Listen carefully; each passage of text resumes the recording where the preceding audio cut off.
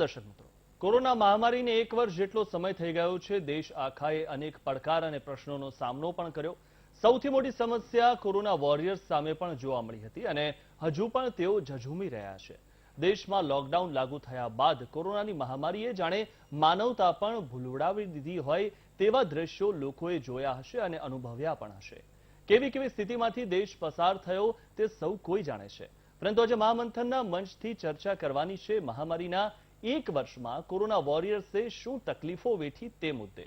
આ સાથે જ એ પણ સવાલ ચર્ચાવાના છે કે 1 વર્ષમાં ડોક્ટર, નર્સ, પોલીસ અને ફ્રન્ટલાઇન વોરિયર્સે શું મુશ્કેલીઓનો સામનો કર્યો, પહેલા અને અત્યારે કેવી સ્થિતિ છે, નિયમોની લોકોના જીવન પર કેવી અસર પડી છે, વિચારો તેમના કેવા બદલાયા છે, મહામારીને સમજતા અને તેની સાથે જીવતા લોકો કેવી રીતે શીખ્યા છે, અવનવી ગાઈડલાઈન અને અનલોકની ગાઈડલાઈનથી લોકોમાં શું હાશકારો અનુભવાયો અને લોકોને શું મુશ્કેલીઓ સર્જાઈ, આ તમામ મુદ્દાઓ પર ચર્ચા કરીશું આજના મહામંથનમાં મારી સાથે એટલે કે મિથુન સાથે। તો તબીબો સાથે કેવા કેવા વ્યવહાર થયા,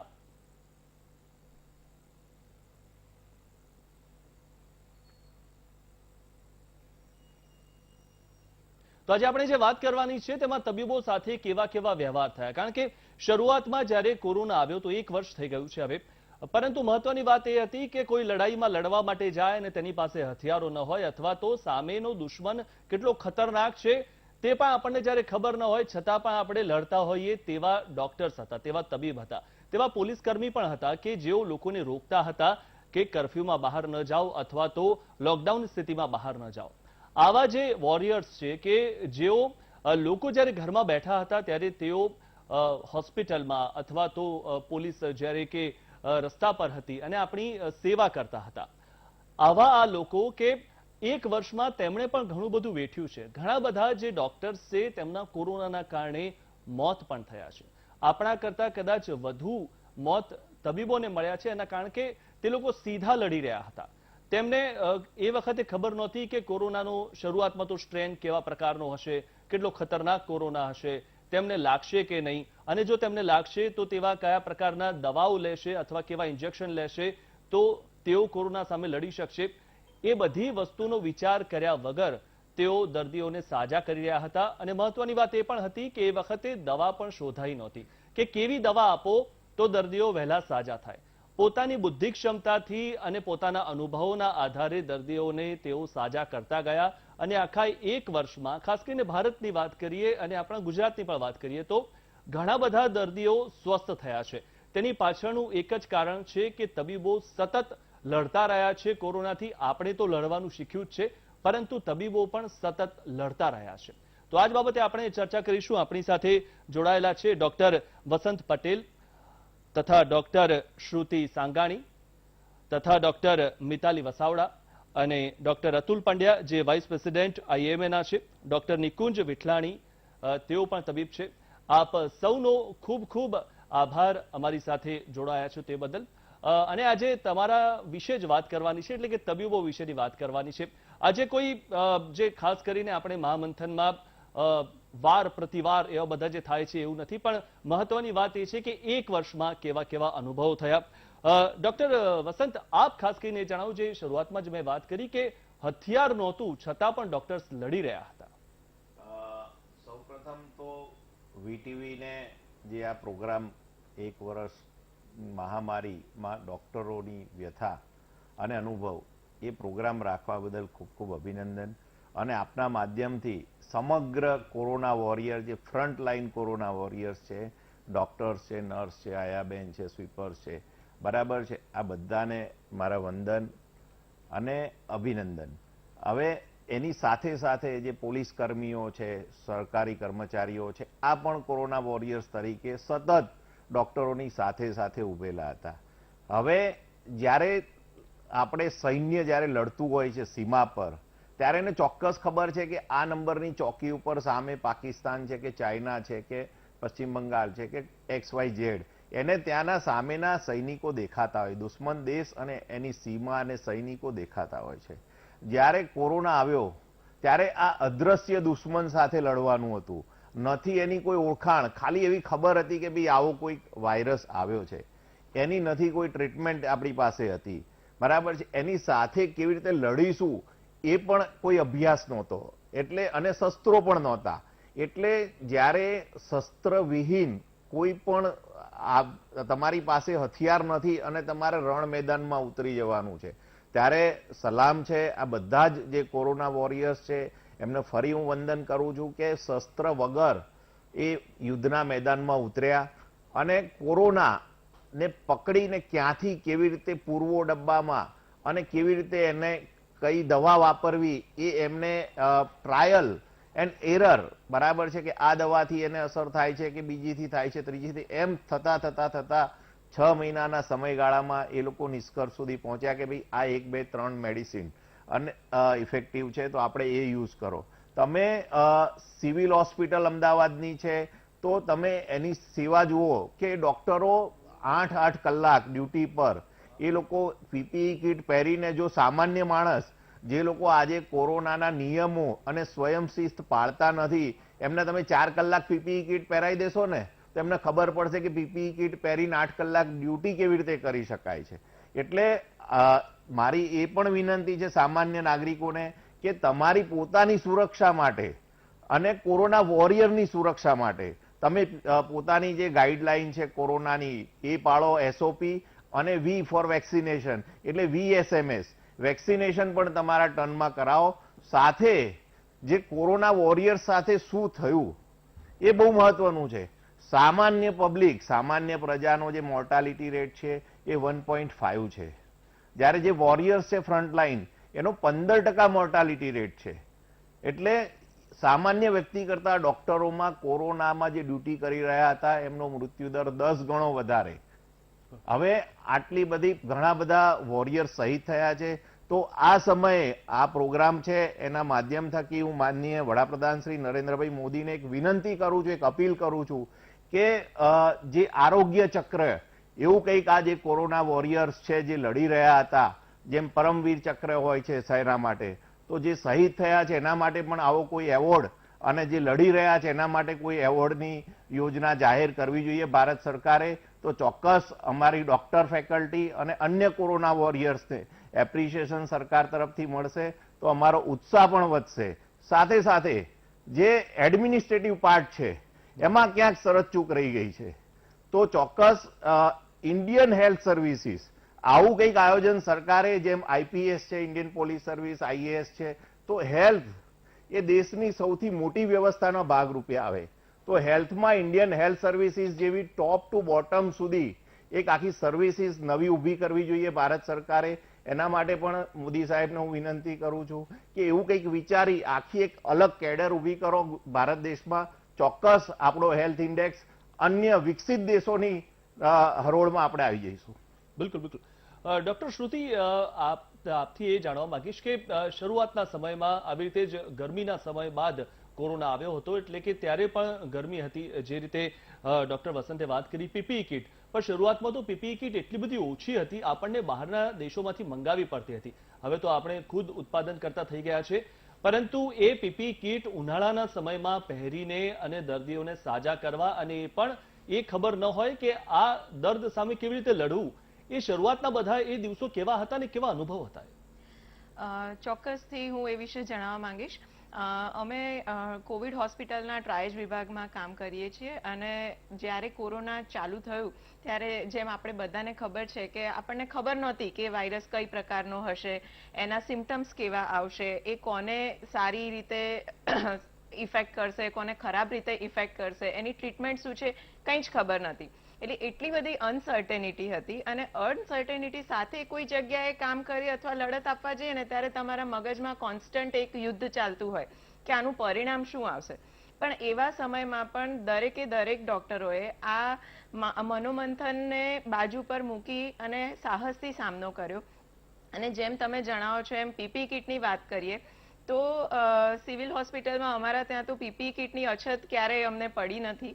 પણ પીપીઈ કીટ જ્યારે શરૂઆતમાં આવતી તો અમારા પ્રોટેક્શન માટે એ પ્રકારની આવતી કે તમે 8 કલાક સુધી એ પીપીઈ કીટ પહેરીને રાખો ને તો જ્યારે પીપીઈ કીટ ઉતારો ત્યારે એકદમ પરસેવાથી રેબઝેબ થઈ ગયા હો. ઘણા લોકોને ડિહાઇડ્રેશન બી થઈ જાય, એટલી હદ સુધી તમને પરસેવો થાય, ગરમી થાય.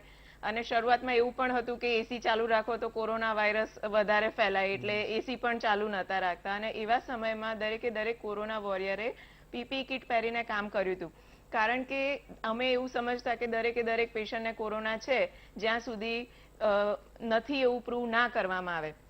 અને એ પ્રિકોશન સાથે કામ કર્યું અને એના લીધે જ અમે દરેકે દરેક વોરિયર સેફ રીતે કામ કરી શક્યા, એક આત્મવિશ્વાસ સાથે કામ કરી શક્યા કે ભલે ગમે તેવી પરિસ્થિતિ હોય અમે એનો સામનો કરી શકીએ છીએ.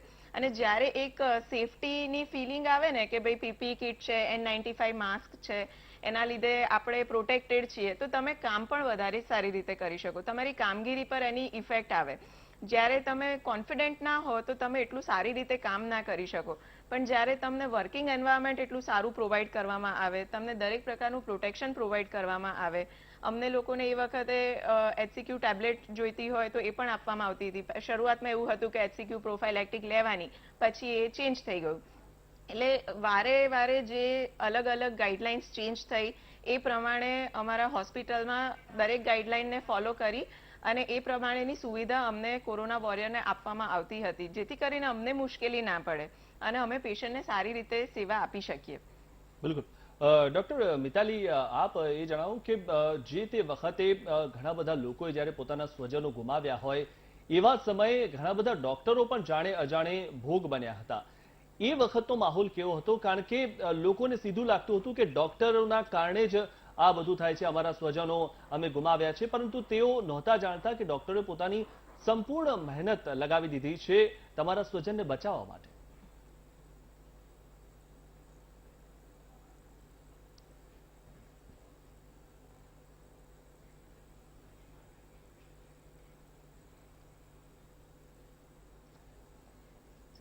બિલકુલ. તો શ્રુતિ, ડોક્ટર આપ જણાવો કે જે મેં આ પ્રશ્ન કર્યો હતો, કારણ કે ડોક્ટરો પર ખાસ કરીને જે લોકો છે તેમને સાજા કરવાનું તો હતું જ, સાથે સાથે જેમણે સ્વજનો ગુમાવ્યા હતા એવા લોકો ડોક્ટરો પર પ્રહાર કરતા પણ જોવા મળ્યા હતા. એવા ઘણા બધા દ્રશ્યો આપણે એક વર્ષ પહેલા બી જોયા છે. મિથુનભાઈ, એના માટે હું એ તમને જણાવવા માંગીશ કે એ વખતે જેમ મેં કીધું કે બહુ જ અનસર્ટેનિટી હતી, એટલે લોકોને પણ ખ્યાલ નહોતો કોરોના વિશે કે કોરોનાની પ્રોગ્રેસ વિશે. અને શરૂઆતમાં એવું થતું હતું કે પહેલા તો જે પેશન્ટો આવ્યા એ એટલા બધા સિવિયર કન્ડિશન વાળા નહોતા, પરંતુ પછી જે પેશન્ટ આવ્યા એમની સિવિયરિટી એટલી બધી હતી કે પેશન્ટ આવે અને 1-2 દિવસમાં જ એમને ચાલુ થયા હોય સિમ્પટમ્સ, અને 1-2 દિવસમાં પેશન્ટ એકદમ ખરાબ પરિસ્થિતિમાં અમારી પાસે આવે. અને પછી અમારા પાસે જ્યારે આવે ત્યારે એમને એવું લાગે કે કાલે તો સારા હતા, આજે કેમ આવું થઈ ગયું, તમે ઇન્જેક્શન આપ્યું ને આવું થઈ ગયું. એટલે એવા પ્રશ્નો થયા હતા, પણ એવા પ્રશ્નોનો પણ સામનો કરવા માટે પૂરતી વ્યવસ્થા કરવામાં આવી હતી. જેમ કે હોસ્પિટલની અંદર મનોચિકિત્સક વિભાગ દ્વારા કાઉન્સેલિંગની પણ સુવિધા આપવામાં આવતી હતી, જેથી પેશન્ટનું પણ કાઉન્સેલિંગ થઈ શકે કે એમને કયો ડિસીઝ છે, એમને કઈ રીતે ટ્રીટમેન્ટ આપવામાં આવશે, પ્રોબેબલ ટાઈમ પીરિયડ કેટલો રહેશે કે જેમાં એ સારા થશે. અને એમને ત્યાં એકલા હોય, સ્વજનથી દૂર હોય, બહુ હાવ પણ ક્રિએટ થયેલો હતો એ વખતે કે કોરોના થઈ ગયું, હવે શું થશે, હું બચીશ કે નહીં બચું. આ બધા પ્રશ્નોથી દૂર રહી શકે એ માટે સાયકિયાટ્રિક કાઉન્સેલિંગની પણ વ્યવસ્થા હતી. અને સાથે દર્દીઓને પણ સમયસર ઇન્ફોર્મેશન મળી રહે સગાવાલાને કે ભાઈ એમના દર્દીની કન્ડિશન શું છે એ પણ એમને જણાવવામાં આવતી હતી. અને ધીરે ધીરે જેમ સમય ગયો એ રીતે પછી સગાવાલા પણ સમજતા ગયા કે આ ડિસીઝ આવો છે અને એમાં ડોક્ટરોનો કોઈ વાંક નથી. ડોક્ટર તો પોતે પોતાના જીવના જોખમે સારવાર કરી રહ્યો છે. અને અમારા મેડિકલ ફ્રેટર્નિટીમાં તો કહેવાય ને કે કોઈ પણ ડોક્ટર એવો નહીં હોય કે જે એવું ઈચ્છે કે એનું પેશન્ટ મરી જાય. દરેકને એવું હોય કે પેશન્ટ સારું થઈને ઘરે જાય. એટલા માટે તો એવું કહેવાય કે ભાઈ next to God is your doctor. એટલે કોરોનાના લીધે જે કોરોના વોરિયરનું એક બિરુદ પણ અમને મળ્યું છે, એનાથી હું સાચું કહું તો મને પણ બહુ સારી ફિલિંગ આવી રહી છે. બિલકુલ બિલકુલ. ડોક્ટર અતુલ પંડ્યા આપણી સાથે જોડાયેલા છે, જે IIMA ના વાઇસ પ્રેસિડેન્ટ છે. ડોક્ટર અતુલ, ખાસ કરીને એવો પણ શરૂઆતનો સમય હતો કે થોડોક સમય ગયો ત્યારબાદ જે વિદેશથી આવતા હતા ભારતમાં લોકો, તેઓના મુખે એ પણ સાંભળવા મળ્યું કે વિદેશમાં જે સારવાર મળે છે તેના કરતાં પણ વધુ સારી સારવાર ભારતીય ડોક્ટર આપી રહ્યા છે. એટલે કે ભારતીય ડોક્ટરોએ થોડાક જ સમયમાં એ તમામ ટ્રીટમેન્ટ પોતાની જાતે શીખી લીધી હતી કે કઈ રીતે ટ્રીટમેન્ટ આપવાથી કોરોનાનો જે દર્દી છે તે સાજો થઈ શકે.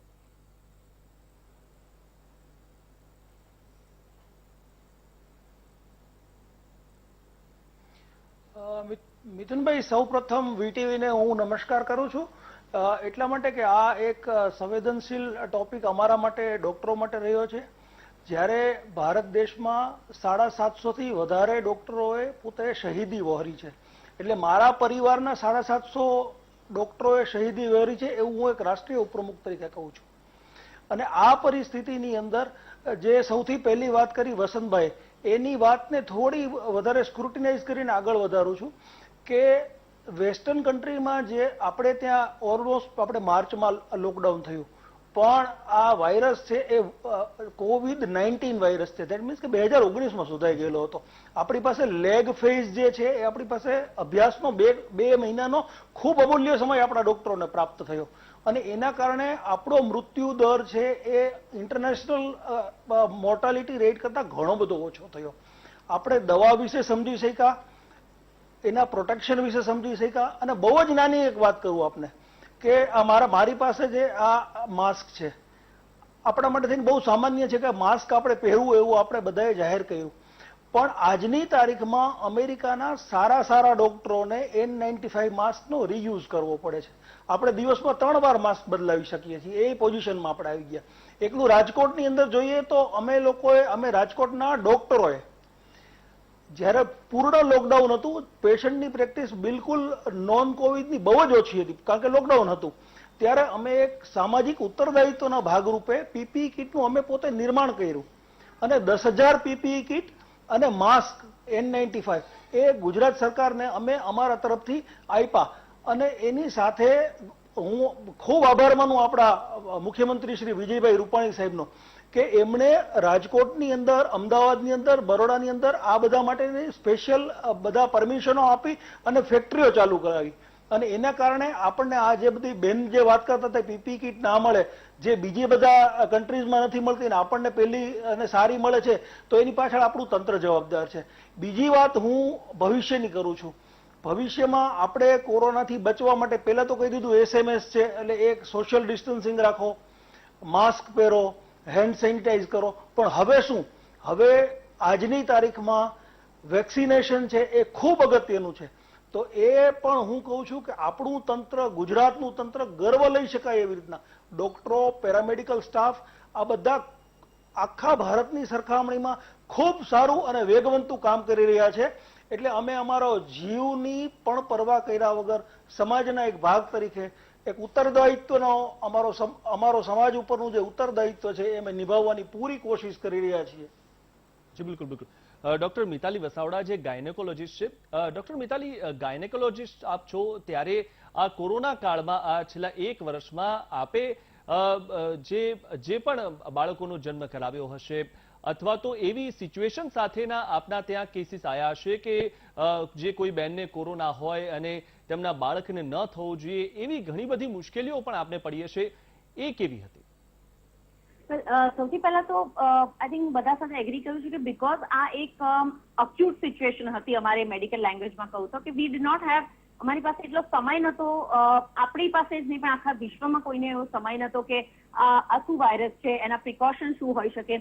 ઘણી બધી વસ્તુઓ આપણે કદાચ સ્વાઇન ફ્લુમાં N95 કામ આવ્યું હતું એટલે આપણે સ્વાઇન ફ્લુ ની જેમ જ આ another kind of a virus એમ કરીને આપણે N95 માસ્કનું પહેલા તો ઉપયોગ શરૂ કર્યો. અને એમ ધીમે ધીમે જેવું આપણા પર્સનલ એક્સપિરિયન્સથી અને વર્લ્ડ ઓવરમાંથી જે રિપોર્ટ્સ આવી રહ્યા હતા, જે ડેટા આવી રહી હતી, એની ઉપર બેઝ રાખીને I think we built on R knowledge, જે આપણું નોલેજનું બેંક છે અબાઉટ ધીસ વાયરસ અને હાઉ એ લોકોમાં કઈ રીતે પસરે છે, કઈ રીતે લોકોને ઇજાગ્રસ્ત કરે છે આ ઇન્ફેક્શન, એ બધું અમે પણ આઈ થિંક ધીરે ધીરે શીખ્યા over a period of time.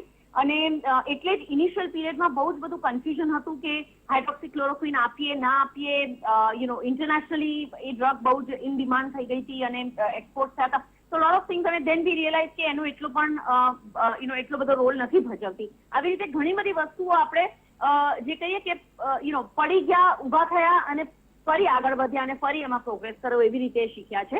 2-4 વસ્તુઓ જો અગર હું ઓવરઓલ જોઈને પોઈન્ટ આઉટ કરું તો એક એ કે આપણા ત્યાં અવેરનેસ ક્રિએશન મેડિકલ ઇન્સ્ટિટ્યૂટ તરફથી આઈ થિંક એવા સેન્ટ્રલાઇઝડ બોડીઝ નથી. ફોર એક્ઝામ્પલ મેં યુકે થી, કારણ કે મારું પોસ્ટ ગ્રેજ્યુએશન કર્યું છે, યુકેમાં એક કોલેજ છે જેમાંથી બધા જ ગાયનેકોલોજીસ્ટ પાસ થાય છે, જેને રોયલ કોલેજ ઓફ ઓબ્સ્ટેટ્રિશિયન ગાયનેકોલોજીસ્ટ કહેવાય છે. હવે એ કોલેજ જ રિસ્પોન્સિબિલિટી લે છે દરેક ટાઈપના લિટરેચર, ડેટા, એ ડેટાને એનાલાઇઝ કરવી, અને પ્રેગ્નેન્ટ લેડીઝ અને બાળકોને જે પણ ઇન્ફોર્મેશન જાય છે એ scientific medical information direct from obstetricians college.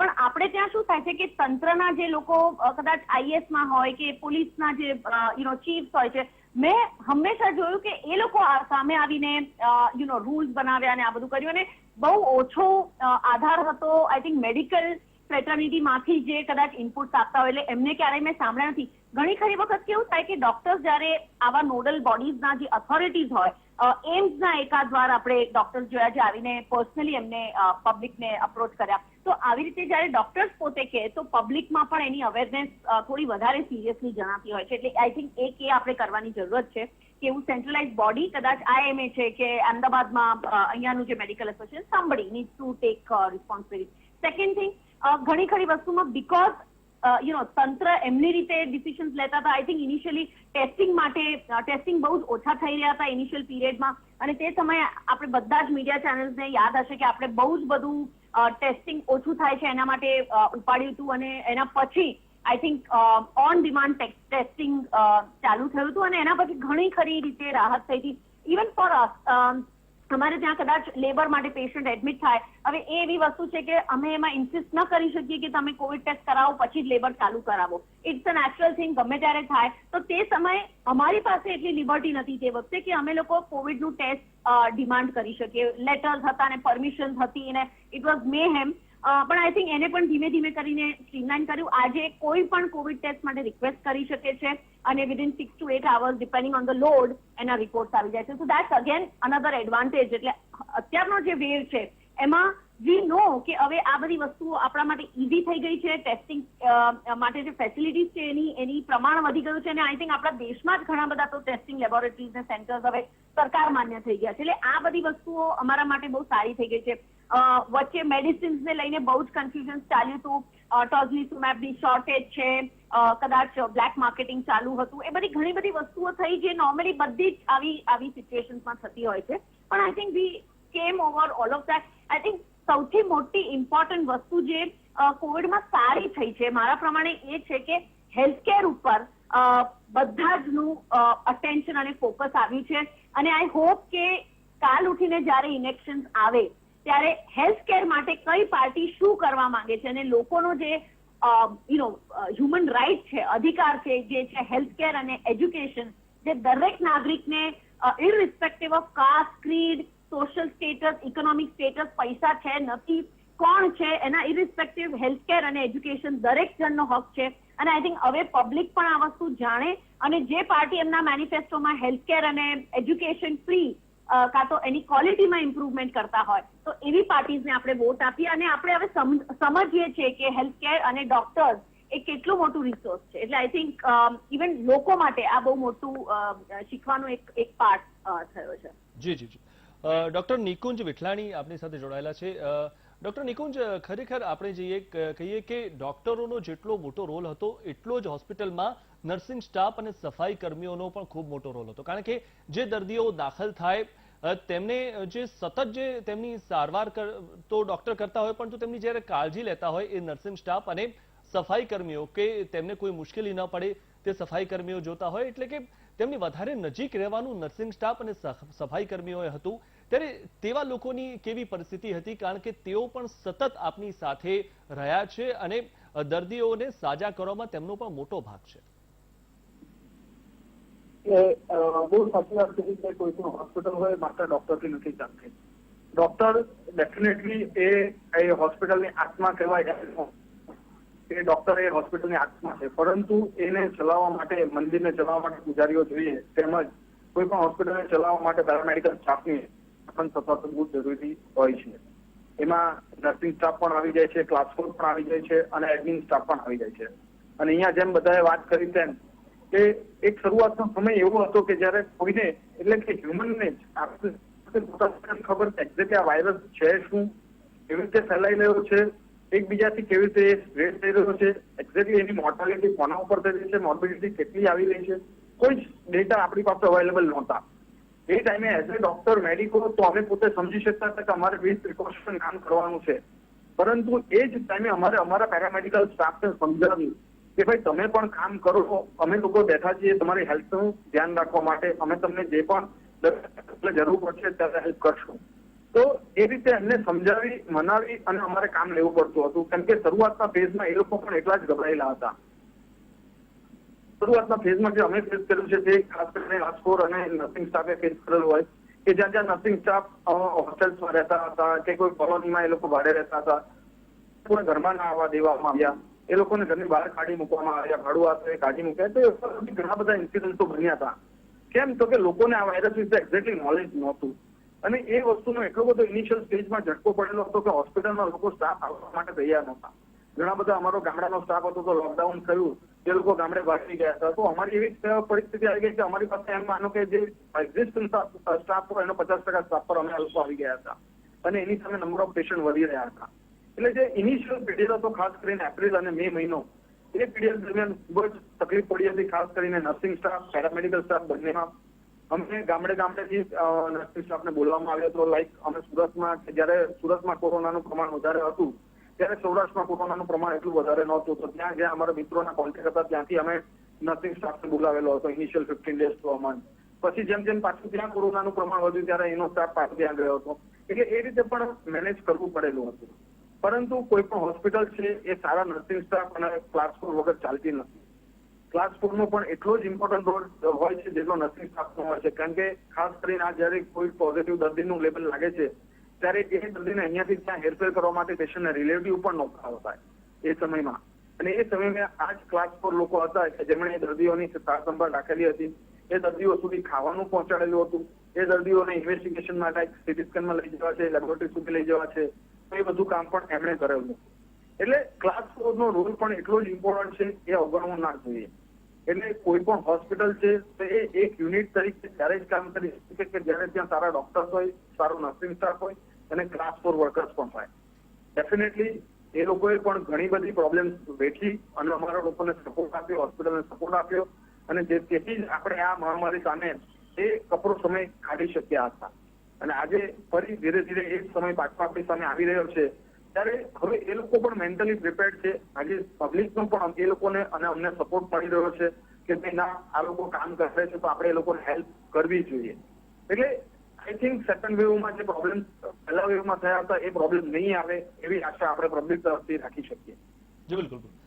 Doctor વસંત, આપને ખાસ કરીને પૂછવા માંગીશ કે આપણે કાયમ એવું કહેતા હોઈએ છીએ કે ક્યારે પણ વકીલના ત્યાંનું પગથિયું અને ડોક્ટરના ત્યાંનું પગથિયું ન ચડવું, નહીં તો ખૂબ મુશ્કેલી થાય, કારણ કે પૈસાનો બહુ જ ખર્ચ થાય એવું કહેવાતું હોય છે.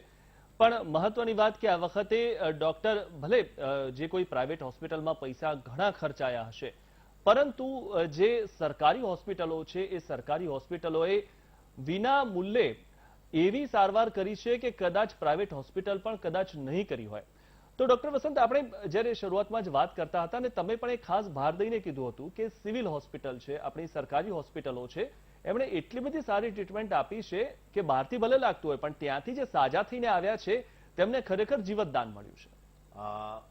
આપણી જે અમદાવાદ સિવિલ હોસ્પિટલ છે એને હું મંદિર જ કહું છું, સિવિલ હોસ્પિટલ હું ક્યારેય કહેતો નથી. હું હંમેશા એને મંદિર તરીકે જ કોટ કરું છું, કારણ કે આજથી નહીં ઘણા વર્ષોથી છેલ્લા અમદાવાદ સિવિલ હોસ્પિટલમાં રાજસ્થાન, મધ્યપ્રદેશ, મહારાષ્ટ્ર, યુપી, બિહારથી પેશન્ટો સારવાર લેવા આવતા હોય છે.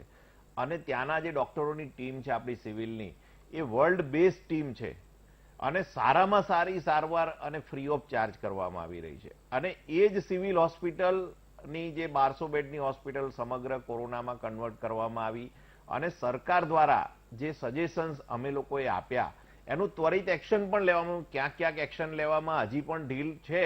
પરંતુ આ સાથે હું સ્પેશિયલ થેન્ક્સ જે મેડિકલ કોલેજના સ્ટુડન્ટ્સ અને ઇન્ટર્ન છે એ લોકો તો અમે જે ડોક્ટર્સ હતા કે ભાઈ જે લોકો પાસ આઉટ થઈને જે ફિલ્ડમાં છે એમને ખબર હતી કે ભાઈ વાયરસ શું છે શું નહીં. જે લોકોને ખબર બી નહોતી એ લોકો પણ ફ્રન્ટલાઈન વોરિયર તરીકે door to door home care treatment આપી હોય અથવા તો એન્ટીજન ટેસ્ટ કરવા ગયા હોય, ડોર ટુ ડોર જે સ્ક્રીનિંગ કર્યું છે અમદાવાદની વાત કરીએ તો સેલ્યુટ છે બધા જ વિદ્યાર્થીઓને, ખૂબ જ મોટું કામ કર્યું. અને સરકારની વાત કરું છું તો સરકારે જે અમદાવાદમાં જે મોડલ આપણું જે હોસ્પિટલો સાથેનું જે મેનેજ કર્યું કે 50% બેડ એ પ્રાઇવેટ પેશન્ટ અને 50% બેડ એ એએમસી અમદાવાદ મ્યુનિસિપલ કોર્પોરેશનના ફ્રી બેડ આપ્યા, જેમાં કોઈ પણ વ્યક્તિ અમદાવાદ મ્યુનિસિપલ કોર્પોરેશનની હદમાં રહેતો હોય એ બેડ પર દાખલ થાય તો એને કોઈ પણ ચાર્જ ચૂકવવાનો નહીં. એનો ચાર્જ અમદાવાદ મ્યુનિસિપલ કોર્પોરેશને ચૂકવ્યો. બધાના ટેસ્ટ કર્યા. શરૂઆતમાં નો ડાઉટ ટેસ્ટની પણ પરમિશન માટે જે ડોક્ટર મિતાલીબેને કહ્યું કે પરમિશન માટે બી તકલીફ પડતી હતી. મેં અવારનવાર સરકારશ્રીમાં, ગુજરાત સરકારમાં માનનીય નીતિનભાઈ અને રૂપાણી સાહેબને અવારનવાર ટેસ્ટથી લઈને હોસ્પિટલના ભાવ ઘટાડવા સુધીના અને કોરોના વોરિયરને ક્લેમ અપાવવા સુધીના વારંવાર પત્રો મેં લખ્યા છે અને મને સરકાર તરફથી ખૂબ સારો રિસ્પોન્સ પણ મળ્યો છે અને એનું ઇમ્પ્લિમેન્ટેશન પણ થયું છે. એટલે ચોક્કસથી જે કોરોનામાં કામ થયું છે, પ્રાઇવેટ હોસ્પિટલ અને સિવિલ હોસ્પિટલની વાત કરીએ તો જે સારવાર મળી છે એ આપણને વર્લ્ડ બેસ્ટ ટ્રીટમેન્ટ મળી છે. જ્યાં ઓક્સિજનની આપણે જ્યારે રિક્વાયરમેન્ટ વધારે હતી તો આખી આપણે એની ટેન્ક બંને જગ્યાએ મુકાઈ દીધી. એસવીપી હોય અથવા તો સિવિલ હોસ્પિટલ 20,000 લીટરની ટેન્ક હોય છે બેન, મને થોડો ઘણો ખ્યાલ છે, ત્યાં 20,000 લીટરની, બરાબર, આઇનોક્સ કંપનીની એ ટેન્ક પણ આપણે તાત્કાલિક યુદ્ધના ધોરણે કે એટલે સરકારે ક્યાંય આમાં કોરોનામાં જે સિવિલ હોસ્પિટલને વચ્ચે તમે કહ્યું કે લોકોએ ગાળો દીધી ને ખોટું ચિતર્યું, પણ એ ચોક્કસ કોઈ વ્યક્તિની મિસગાઈડન્સના લીધે અને દર્દીઓને જે રાજકીય નેતાઓ હોય અમુક કે ભાઈ એમને કંઈ પણ કરો તો વિરોધ કરવાનો, પણ એ એવું ના કરવું જોઈએ. જ્યારે આવડો મોટો પેન્ડેમિક કોરોનાનું સંક્રમણ વિશ્વમાં આટલા મોટા પાયે ફેલાયું હોય ત્યારે રાજનીતિ ના થવી જોઈએ એના ઉપર, એવું ચોક્કસ માનું છું. એટલે કોઈ પણ વ્યક્તિ, કોઈ પણ પાર્ટીનું જો આના ઉપર રાજનીતિ કરતો હોય તો મહેરબાની કરીને આવનારા સમયમાં તમે આને રાજનીતિથી દૂર રાખો. અને પોલિસીની વાત કરું છું, જ્યારે આપણે ગુજરાતમાં કોવિડ સ્ટેરિંગ કમિટી છે તો એ કમિટીની દર 15 દિવસે મિટિંગ થવી જોઈએ અને એમાં ડોક્ટરો છે તો ડોક્ટરોના જે સજેશન્સ હોય એ એડમિનિસ્ટ્રેટિવ વિંગે એક્સેપ્ટ કરવા જોઈએ. એમાં ક્યાંક ગેપ હોય અને એના લીધે ક્યાંક ક્યાંક થોડીક તકલીફ પડતી હોય એવું, અને એનું એક ઉદાહરણ તમને આપી દઉં. જે માસ્કનો નિયમ છે, તમે ડોક્ટરને પૂછો કે માસ્કનો નિયમ કેવી રીતે બનાવાય. તમે ગાડીમાં તમે બેઠા હોવ, એકલા જતા હોય, બહાર સિમ્બોલ હોય ડોક્ટરનો તો પણ પોલીસવાળા આમ કરીને જોવે 4 રસ્તા ઉપર કે ભાઈ અંદર કોણે માસ્ક નથી પહેર્યો. એકલો હોય ને માસ્ક ના પહેર્યો હોય, ડોક્ટર હોય એ પેલાને સમજાવે કે ભાઈ હું ડોક્ટર છું, માસ્ક પહેરવાની જરૂર નથી, ના અમારો તો નિયમ છે. એટલે આ નિયમને તાત્કાલિક ધોરણે બદલવાની જરૂર છે. ડોક્ટર જે ફિલ્ડના માણસો છે, ટેકનિકલ માણસ, એનું સલાહ લઈને હાઈકોર્ટે નિયમ બનાવવો જોઈએ અને દંડની જે રકમ છે એને મહેરબાની કરીને ચીફ જસ્ટિસ સાહેબ શ્રી આપ એને તાત્કાલિક ઓછી કરો. હું વારંવાર આ પ્લેટફોર્મ પરથી આપને વિનંતી કરતો આવ્યો છું. કદાચ તમે સાંભળો છો કે નથી સાંભળતા એ મને ખબર નથી. બિલકુલ બિલકુલ. તો આપણે જે રીતે ડોક્ટર વસંતે વાત કરી એ બહુ ઇન્ટરેસ્ટિંગ હતી કે આપણે એકલા જતા હોઈએ ગાડીમાં, બધા કાચ બંધ હોય, બહારથી કોઈ હવા પણ અંદર ના આવી શકે, ત્યારે આપણને માસ્ક કેમ પહેરવાનું? તો ખરેખર આના પાછળનું લોજિક કયું હતું અને કેમ આવું કરવામાં આવ્યું? ખરેખર હવે એવી મુશ્કેલી થઈ ગઈ છે કે હવે નિયમ કેટલું પણ કહીએ તો એ કાઢતા નથી અને એ ખરેખર હાસ્યાસ્પદ નિયમ પણ છે. આ વિશે પણ આગળ વાત કરીશું અને એવી વાત પણ કરીશું કે ધારો કે તમારા આજુબાજુ કોઈ કોરોના પેશન્ટ હોય તો તમે એનાથી દૂર ભાગી જાઓ, પરંતુ ડોક્ટર તો નજીક જાય. કેમ અને કઈ રીતે એમના મનમાં શું એ વખતે બીક હશે, કાં તો એમના મનમાં કઈ રીતે જીતવાની ધગશ હશે, તે વિશે આગળ વાત કરીશું એક બ્રેક બાદ. બ્રેક બાદ આપનું સ્વાગત છે. હવે આપણે ઘણા બધા ઇન્ટરેસ્ટિંગ એવા પણ પ્રશ્નો લઈશું જે કદાચ તમને બહુ જ એવા પ્રશ્નો થતા હશે જે મને ખબર છે કે કયા છે. ખાસ તો ડોક્ટર વસંત આપને પહેલા તો એ પૂછીશ કે એએમટીએસ અને બીઆરટીએસ મોટી બસ હોય એ બંધ છે અને રિક્ષા જે નાની હોય જેમાં 3 જ જણા નિયમ પ્રમાણે બેસી શકે. હવે 3 જણા પાછળ બેસે તો એમાં કોઈ પણ સામાજિક અંતર ના હોય, બસમાં કદાચ હોઈ શકે, પરંતુ રિક્ષા ચાલુ અને એએમટીએસ બીઆરટીએસ બંધ. તો એએમટીએસ અને બીઆરટીએસમાં કોરોના લાગી શકે પણ રિક્ષામાં ન લાગી શકે. આ કયા પ્રકારનો નિયમ? અને પેલો માસ્ક વાળીની પણ જે તમે વાત કરતા હતા કે આપણે એકલા બેઠા હોઈએ અને મહત્વની વાત તો એ પણ કે ધારો કે આપણા જ પરિવારના ઘરમાં જ જે આપણે 3-4 જણા રહેતા હોઈએ એ બી અંદર ગાડીમાં બેઠા હોય તો પણ બધાએ માસ્ક પહેરવાનું, નાનું બાળક હોય કે બધાએ પહેરવાનું, કારણ કે અંદરો અંદર કોરોના લાગશે. તો શું ઘરમાં નથી લાગતો? ચોક્કસથી મિથુનભાઈ, જે આપણે માસ્કની વાત આગળ ચલાવીએ કે માસ્કનો નિયમ, તો ચોક્કસ આ નિયમ બનાવવાવાળા કોઈ ડોક્ટર્સ નહીં હોય એવું મારું માનવું છે, પહેલી વાત તો. અને માસ્કનો દંડ તમે આરટીઆઈ કરશે કોઈ પણ વ્યક્તિ, તો આ દંડ વસૂલ કરાયો હશે મેક્સિમમ 4 વ્હીલર કાર ઓનર્સ પાસેથી. તમે તમારી સામે તમને તમારી કારમાં તમે માસ્ક નથી પહેર્યો, તમને ઊભા રાખશે, બાજુમાંથી શટલ રિક્ષા જતી હશે, 6 જણા ભર્યા હશે, એને પોલીસવાળા નથી ઊભા રાખતા. કેમ ભાઈ? કારવાળાએ શું ગુનો કર્યો? કાર લે ત્યાંથી સૌથી વધુ ટેક્સ કાર વાળા ચૂકવે છે, રોડ ટેક્સ હોય, આરટીઓ હોય કે ગમે તે હોય. આપણે પેલું દર મહિને નથી બરાબર ચૂકવતા ને? છે. પેલું જે ચૂકવવાનું હોય દર મહિને એન્યુઅલ એક ના, સિંગલ એ કદાચ ટાઈમ, એની પેલા જગ્યાએ કદાચ આ હજાર રૂપિયા ઉઘરાવાના શરૂ કર્યા હોય. ચોક્કસ સરકારે આ વિશે ફેરવિચારણા કરવી જોઈએ. અને એએમટીએસ અને બીઆરટીએસ નો આ પણ કદાચ નિયમ જે લાગુ કરવામાં કદાચ કોઈ ડોક્ટર નું રિવ્યુ નહીં લીધો હોય એવું મારું ચોક્કસ માનવું છે. કારણ કે જો ડોક્ટર્સનો રિવ્યુ લીધો હોય તો ડોક્ટર્સ આમાં એગ્રી થાય જ નહીં. ડોક્ટર્સ હંમેશા એમ કે કોઈ પણ ડોક્ટર્સ છે, આ પેનલમાં અત્યારે 5 ડોક્ટર્સ છે, તમે પૂછી લેશો તો કોઈ ડોક્ટર્સ બધા જ એમ જ કહેશે એક જ અવાજમાં કે શટલ રિક્ષામાં મેક્સિમમ કોરોના સ્પ્રેડ થાય છે. જ્યારે સાથે સાથે એ વાત બહુ અદ્ભુત છે એક કે ગુજરાતની એસટી સેવા ચાલુ છે અને અમદાવાદની બીઆરટીએસ એએમટીએસ બંધ છે. એટલે સામાન્ય પ્રજા અત્યારે સરકારના આ નિર્ણયને લઈ, માસ્ક અને આ બે નિર્ણય લઈને હસીસપાત્ર બની ગઈ છે. એટલે ચોક્કસથી જે શટલ રિક્ષામાં છે, તમે અમદાવાદમાં કોઈ પણ શટલ રિક્ષાવાળાને કોઈ પોલીસવાળાએ ઊભા રાખ્યા હોય એવું આવતા જતા કોઈ પણ ડોક્ટરે હજી સુધી મારા ખ્યાલ તો મેં તો કોઈને જોયા જ નથી કે એમને કોઈ દંડ આપ્યો હોય 1000 રૂપિયાનો એવું. અને એ લોકો સુપર સ્પ્રેડર છે. તમે સુરતની ઘટના હમણાં જોઈ હોય તો એ લોકોએ શટલ રિક્ષાવાળાને સુપર સ્પ્રેડર શોધી કાઢ્યા. અમદાવાદમાં આ પ્રયત્ન હજી સુધી કદાચ મારી દ્રષ્ટિએ તો મારા ધ્યાન બારમાં તો આવ્યો નથી કે ભાઈ સુપર સ્પ્રેડરના કાઉન્ટમાં રિક્ષા ડ્રાઈવરોને શટલ રિક્ષાવાળાને લીધા છે કે નહીં.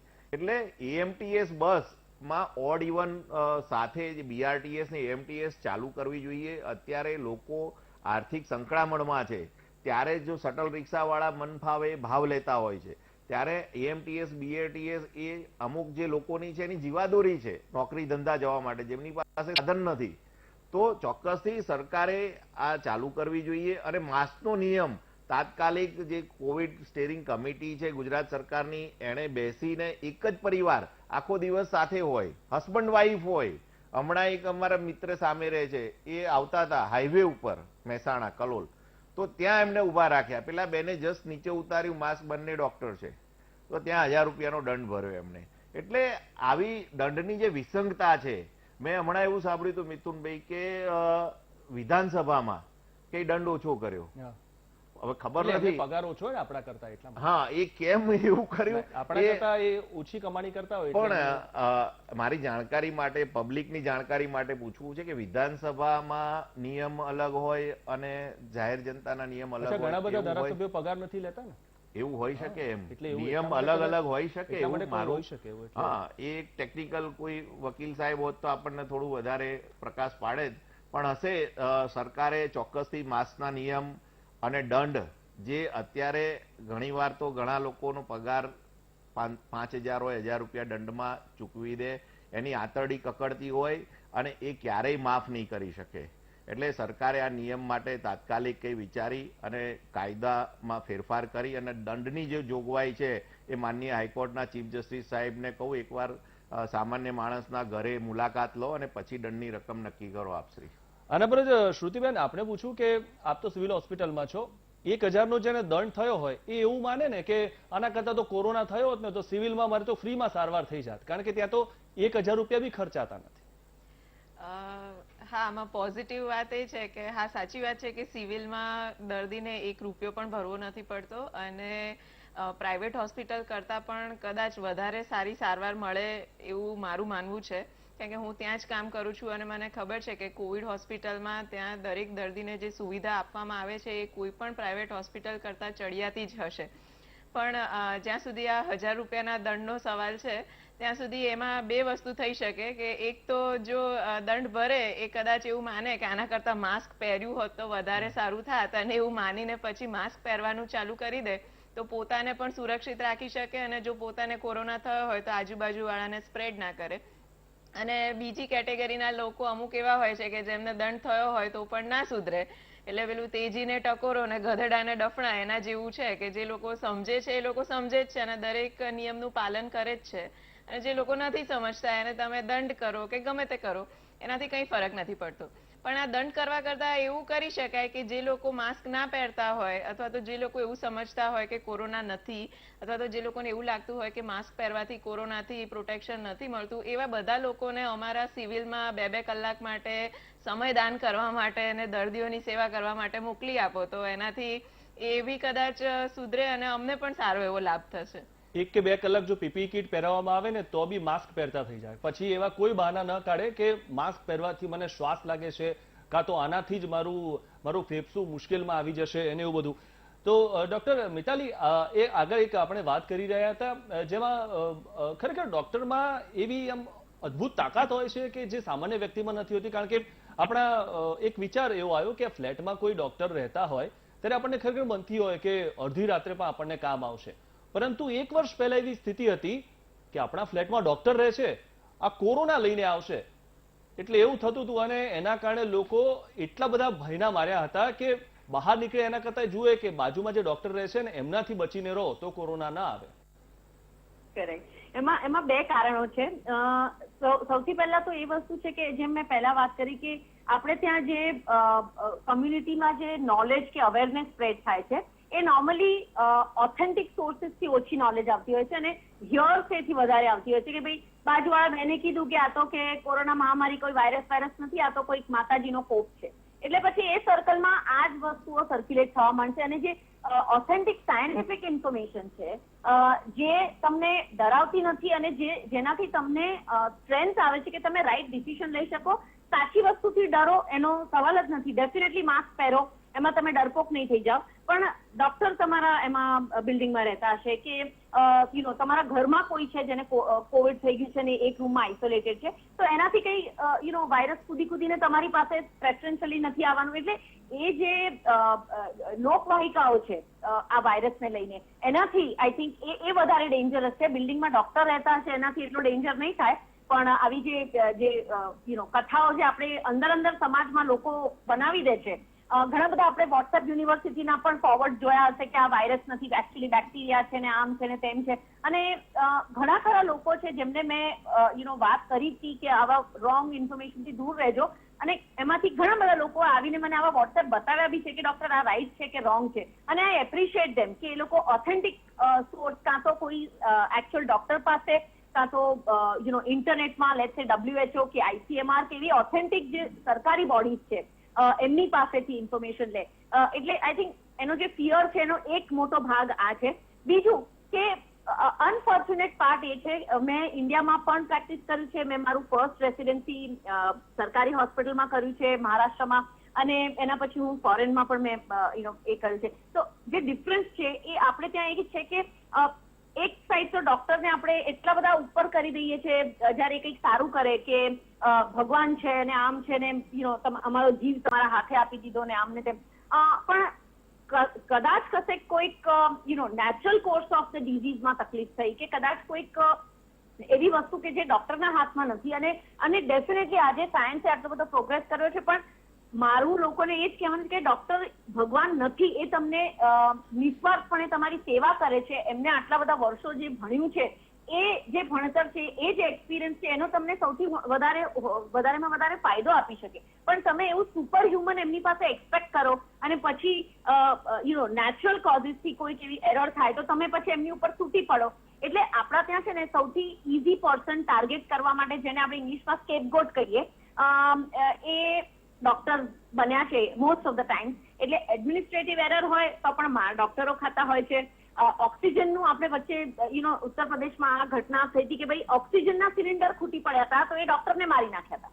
એટલે અલ્ટિમેટલી બધી જ વસ્તુઓ થઈને જે માણસ બિચારો કામ કરે છે એનો જીવ જોખમમાં નાખે છે, બીજું કશું જ નથી વિચારતો, કલાકોના કલાકો ખાધા પીધા વગર પીપી કીટો પહેરીને, ઘણી વખત તો કોવિડમાં જેમ થયું હતું પગારો વગર પોતાના ઘરે લોકોને કોમ્પ્રોમાઇઝ કરીને જે તમને સેવા આપે છે એની જ ઉપર લોકો ટાર્ગેટ કર્યું અને એ ઈઝી ટાર્ગેટ થઈ જાય છે. એટલે સિટિંગ ડક્સ ઉપર એ ઓલવેઝ ડોક્ટર્સ રહ્યા છે આપણા દેશમાં. અને અનફોર્ચ્યુનેટ પાર્ટ છે કે આપણે ઇવન અમારા મેડિકલ કમ્યુનિટી તરફથી આપણે આને વધારે પ્રોજેક્ટ કરવું જોઈએ અને આઈ થિંક આ કમ્યુનિકેશન બહાર જવું જોઈએ કે ભાઈ ડોક્ટર્સ આટલું કરી શકશે અને આનાથી વધારે આ જે પેરામીટર્સ છે ડોક્ટર્સના પણ હાથમાં નથી. એટલે એ એક રિયલિસ્ટિક ઓપિનિયન ડોક્ટર્સ અને એમના કામ માટે એ પણ આપણા સમાજમાં થોડો ઓછો છે એવું મને લાગે છે. એટલે અમને ભગવાન ના બનાવો પણ અમને દુષ્ટ દાનવ લૂંટારા ભૂતારા એ પણ ના બનાવો. જસ્ટ લેટ અસ બી અને વી આર હિયર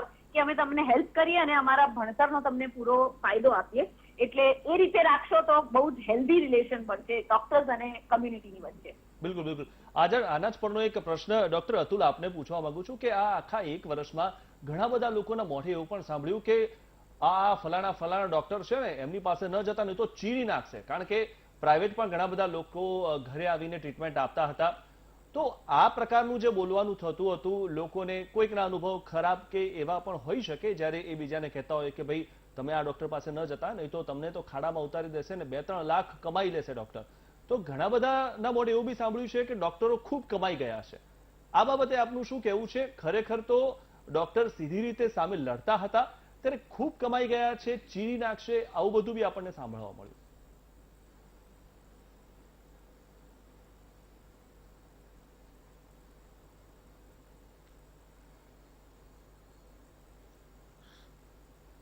આનો બહુ સીધો જવાબ હું આપું છું કે આપણું એક હેલ્થ બજેટ કોઈની પાસે સામાન્ય રીતે ડિફાઇન કરેલું હોતું નથી મિથુનભાઈ.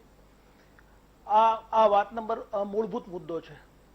બીજી વાત છે એ પોલેમિક છે. પોલેમિક એટલે એકબીજાની સામે ગંભીર અને ખોટા આક્ષેપો કરવા. એ આક્ષેપબાજીથી આપણે દૂર રહીએ. હું એવું માનું છું કે કોરોના એ એક વાયરસ છે અને માનવ જાતની ઉપર આખો ખતરો ઉભો કરનાર વાયરસ છે. એટલે આપણે એક વાયરસની સામે ભેગા થઈને લડી રહ્યા છીએ. તો આપણે એક ટ્રાયપોડની જેમ એટલે 3 આના પાયાઓ છે. એક પાયો ડોક્ટર છે, એક પાયો છે એ સરકારી મશીનરી છે જે એડમિનિસ્ટ્રેટિવ વિંગ છે અને ત્રીજો પાયો ખુદ લોકો છે. જ્યાં સુધી લોકો પોતાનો સ્વયંભૂ શિસ્ત નહીં બતાવે ત્યાં સુધી આપણે આ કોરોના ઉપર ક્યારે પણ કોઈ પણ પ્રજા વિજયી નહીં બની શકે.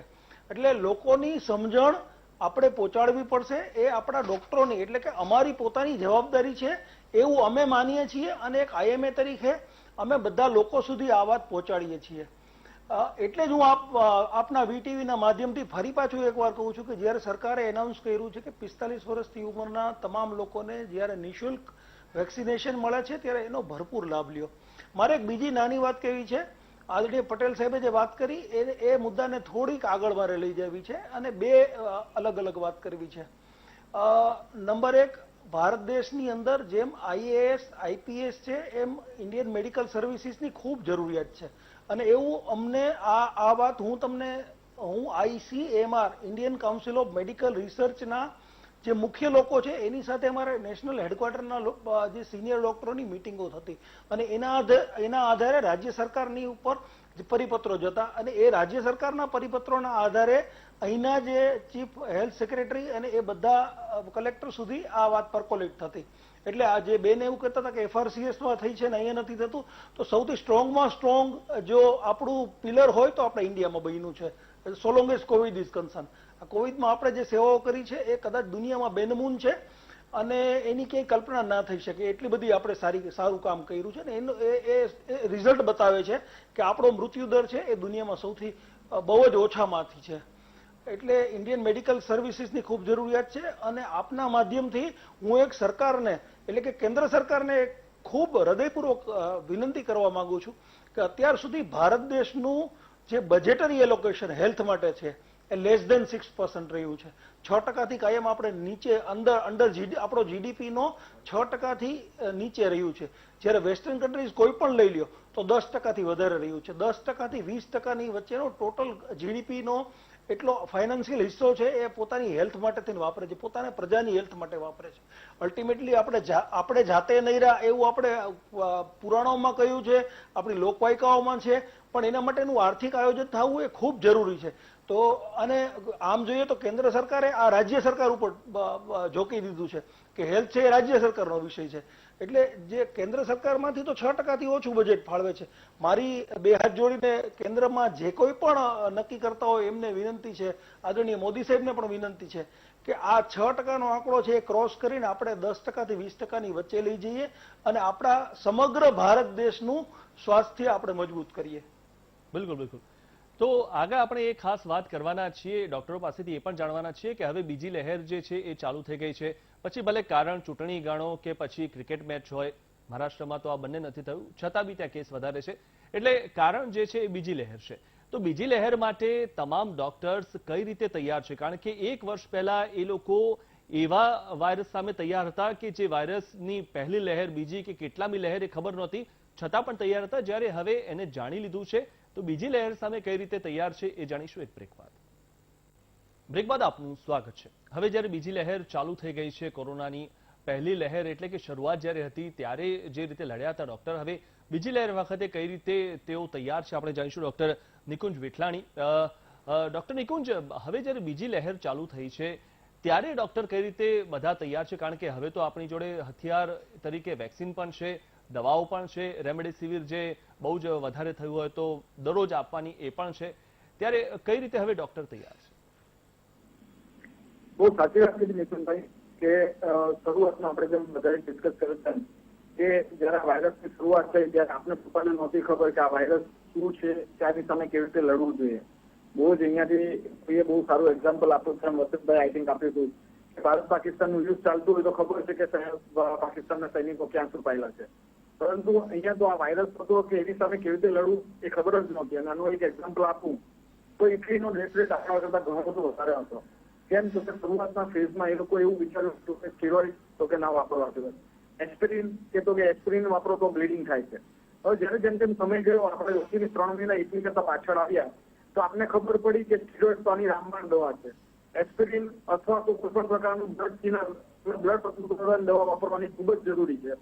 કેમ તો કે આ વાયરસના લીધે બ્લડ જાડું થાય છે અથવા તો એને રિલેટેડ કોમ્પ્લિકેશનોનો રેટ ઘણો બધો વધારે વધે છે. જેમ કે હાર્ટ એટેક આવો, લોહીની નળીઓ બંધ થવી અથવા તો લકવો લાગવો, એવા પ્રોબ્લેમ્સ પણ પછીના કેસીસમાં જોવા મળતા હોય છે.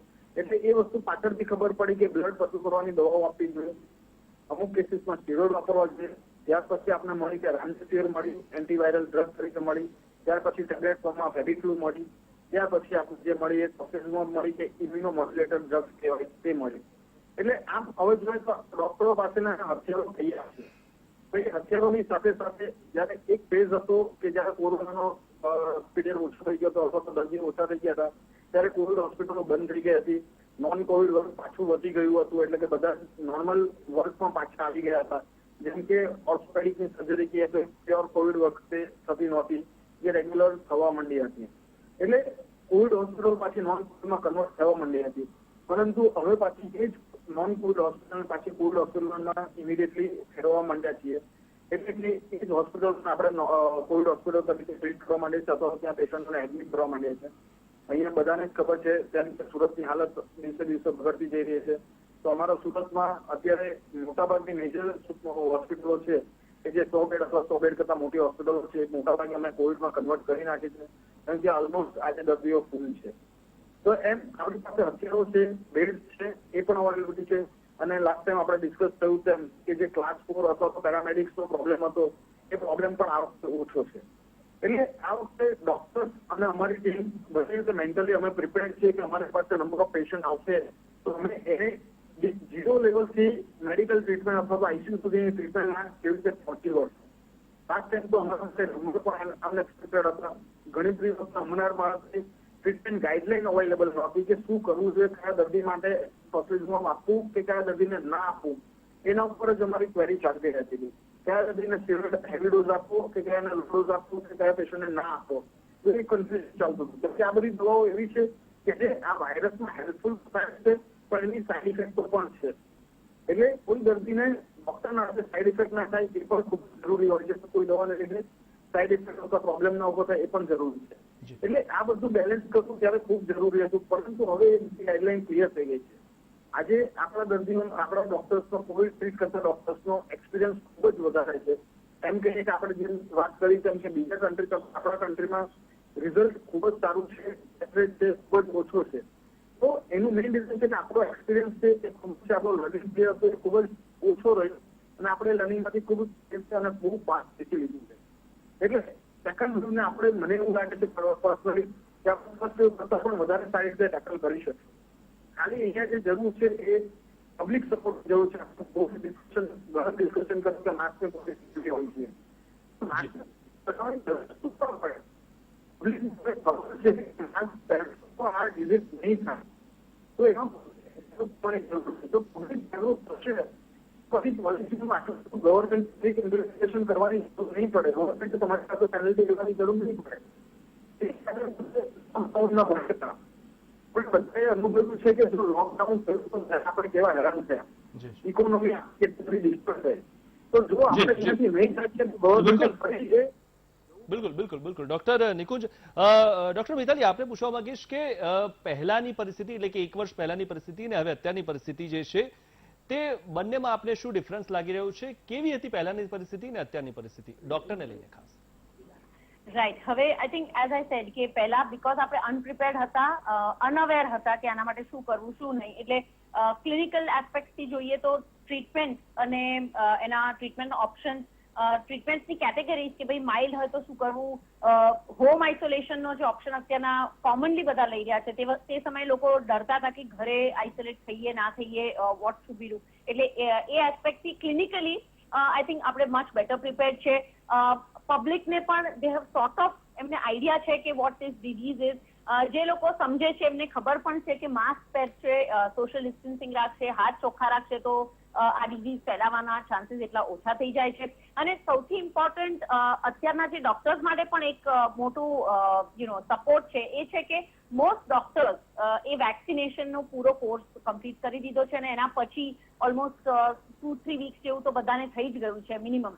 એટલે ડોક્ટર્સ પણ વેક્સિનેટેડ છે એટલે ઇન અ વે એમના પણ ચાન્સીસ અને એમને પણ જે રિસ્ક ઇન્વોલ્વ હતા અત્યાર સુધી પેશન્ટ કેર અને પેશન્ટ ટ્રીટમેન્ટ કરતા વખતે આ ડિઝીઝને કોન્ટ્રાક્ટ કરવાનો એ પણ અત્યારના એટલું ઓછું થઈ ગયું છે. એટલે I think putting everything else in perspective, management, patient to management aspect better છે, ક્લિયરર છે. ડોક્ટર્સને પણ જે રિસ્ક એ પણ મચ બેટર છે અને એક સિસ્ટમ બેસી ગઈ છે. દરેક જણને હવે થોડો ઘણો ખ્યાલ છે કે કઈ હોસ્પિટલ છે, કોવિડ થશે તો શું પગલાં લેવાના આવશે, કઈ રીતે આપણે મેન્યુવર કરીશું. થોડું ક્લેરિટી અત્યારના સોસાયટીમાં જે ફિયર હતો, આઉટરાઇટ ફિયર હતો કે કોવિડ થઈ ગયું એટલે કોઈ વાત ના કરે, બધા તમને દૂર રહે, એ ફિયર પણ હવે ઇવન પબ્લિકમાં એટલો ઓછો થઈ ગયો છે. હવે એટલો બધો નથી જેવું કદાચ લાસ્ટ યર હતો. આઈ થિંક આ બધા જે છે એનાથી આ વેવ આપણે ઇઝીલી ટેકલ કરી શકીશું એવું લાગે છે. પણ એટ ધ સેમ ટાઈમ અગર લોકો એમના પ્રિકોશન્સ લઈ લે અને અગર કોવિડ પોઝિટિવના નંબર્સ બહુ વધારે વધી જશે તો આપણે ગમે તેટલા વેલ પ્રિપેર્ડ હોઈશું, હેલ્થ જે સિસ્ટમ્સ છે, જે બેડ્સનો નંબર છે, ડોક્ટર્સ છે, એ બધા ડેફિનેટલી સેચ્યુરેટ થઈ જશે. એટલે જેટલું બને એટલું પ્રિકોશન લેવું કે આ રોગ તમને ના લાગે અને આ વેવ ડેફિનેટલી આપણે હેપીલી અને સક્સેસફુલી ક્લિયર અપ કરી દઈશું. જી ડોક્ટર વસંત, આ આપણે જે હમણે ડોક્ટર મિતાલીએ વાત કરી કોરોનાનો ડર એક રીતે સારો બી કહેવાય ને એક રીતે ખરાબ પણ કહેવાય. કારણ કે જો કોરોનાનો ડર નીકળી જાય લોકો બિંદાસ ફરે, કારણ કે મને તો કશું થવાનું નથી કારણ કે મારી ઇમ્યુનિટી તો ઘણી સારી છે એવું પોતે જ માની લે અને પછી માસ્ક ના પહેરે અથવા તો જે પણ જગ્યાએ હેન્ડ સેનિટાઈઝ જે કરવાના હોય તે ન કરે. અને કોરોનાનો ડર હોવો જોઈએ તો એ હોય તો પણ વધારે ખરાબ છે. એટલે આપનું આ બાબતે શું માનવું છે આટલા આખા 1 વર્ષને લઈને? ચોક્કસથી જે કોરોના ભારતમાં એન્ટ્રી થઈ અત્યાર સુધીની વાત કરીએ તો ભારત એક રીતે નસીબદાર રહ્યું છે. કારણ કે વેસ્ટર્ન કન્ટ્રીઝના જે ડેટાઝ જે પબ્લિશ થયા અને એમનો જે કોરોનાનો એક્સપિરિયન્સ ટ્રીટમેન્ટનો એનો અભ્યાસ કરી આપણે આગળ સેકન્ડ લાઇન ઓફ ટ્રીટમેન્ટ શરૂ કરી કે ભાઈ આ કન્ટ્રીમાં ઇટાલી છે, સ્પેન છે, અમેરિકા છે, ડેથ રેટ આટલો બધો છે, શું રીઝન છે. ત્યાંના પછી એ લોકોએ પીએમ કરવાને ઓટોપ્સી કરી લંગ્સની ને એમાં અમુક ફાઇન્ડિંગ્સ મળ્યા કે ભાઈ આમાં એન્ટીકોગ્યુલન્ટ યુઝ કરવા જેવું છે, થ્રોમ્બસ થાય છે આ તે. એટલે આ બધું આપણને ખૂબ જ મોટો ફાયદો થયો. બીજી વસ્તુ કે જે સાઉથ એશિયન કન્ટ્રીઝ છે બધા, ઇન્ડિયા છે, નેપાલ, આ બધાનો ઓવરઓલ તમે જે રેશિયો કરશો મોર્ટાલિટી રેટ તો વેસ્ટર્ન કન્ટ્રીઝ કરતાં તો ઓછો જ છે. એટલે આપણો જે મોર્ટાલિટી રેટ છે, આઈડિયલી આપણે મોર્ટાલિટી રેટ આપણા આજુબાજુના પડોશી દેશોને કમ્પેરિઝન કરવો જોઈએ ચોક્કસથી. અને બીજી વસ્તુ એક એવું છે કે બીસીજી વેક્સિનેશન એ પણ આમાં રોલ પ્લે કરી રહ્યું છે. અને ઓવરઓલ ઇન્ડિયન્સની જે હાઇજીન છે, એટલે એ હાઇજીનના લીધે આપણા ઇન્ડિયન્સની ઇમ્યુનિટી જ વધારે હોય છે. ઓવરઓલ જે વેસ્ટર્ન કન્ટ્રીઝના જે બાળકો હોય કે એડલ્ટ હોય, એ લોકોની ઇમ્યુનિટી લેવલ ઇન્ડિયનના ઇમ્યુનિટી લેવલ કરતાં ચોક્કસ ઓછું છે. હવે સેકન્ડ લહેર આવી છે, તો આવો કોઈ પણ વાયરસ જ્યારે આવતો હોય છે, જ્યારે નવો, ત્યારે એનું મ્યુટેશન થતું હોય છે સતત. એ સતત મ્યુટેશનમાં મોટા ભાગે વાયરસ ધીરે ધીરે નબળો પડતો હોય છે.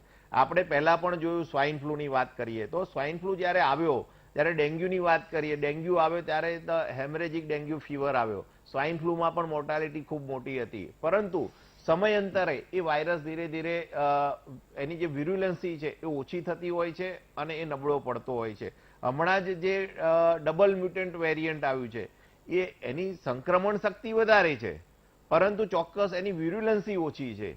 એટલે અત્યારે આટલા કેસ વધવાની સામે તમે મહારાષ્ટ્ર જોઈ લો કે સુરત કે અમદાવાદ કે નાગપુર, કેસની સંખ્યા ખૂબ જ વધી છે. કારણ કે છેલ્લા ફેબ્રુઆરીથી અત્યારે માર્ચ 28 છે, તો ત્યાં સુધીનો જે આપણો R0 છે, એ R0 ખૂબ ઝડપથી વધી રહ્યો છે. એટલે આપણા જે કેસની સંખ્યા વધી રહી છે એ ડાયરેક્ટલી પ્રોપોર્શનલ છે. એટલે અને હવેની વાત કરીએ આજની, તો આપણી પાસે કોરોનામાં હવે અમે એમ કહીએ છીએ કે ભાઈ તમારે હોમ ક્વોરન્ટાઇન થવાનું છે. પેશન્ટ ઇઝીલી તૈયાર થઈ જાય છે કે હા સાહેબ અમને હોમ ક્વોરન્ટાઇન જ કરો.